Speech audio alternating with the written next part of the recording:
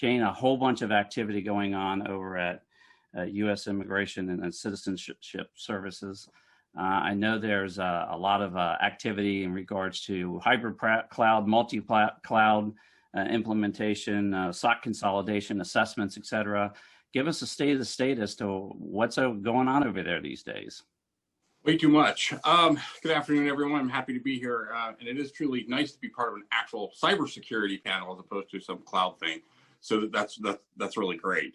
You know, USCIS is unique in a number of different ways, but primarily, you know, we are a very cloud-heavy organization.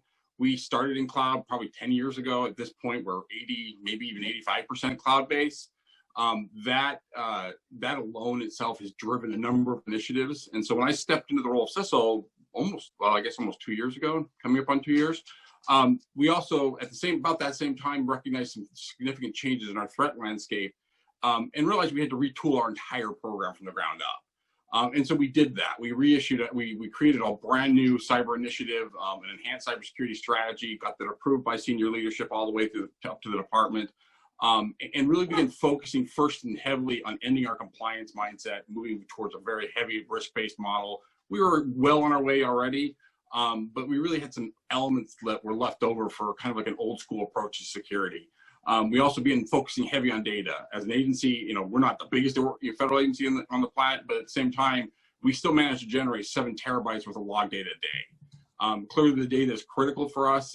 We need to focus on that data and begin utilizing it to our advantage as opposed to just collecting it. And finally, we needed to recognize the chaos. You know, part of cybersecurity is a chaotic world, and we needed to become a more fluid, more nimble security organization. You know, we adopted a more ops-based approach to how we do security. Even within the SOC, we use chat ops now as opposed in our incident response. We focused heavily on automation, and we deployed, you know, a SOAR tool to begin pulling in all this information so that I could end the days of having people stare at screens looking for alerts. Actually, I don't have that anymore. Now, what I have is an entire SOC made up of threat hunters.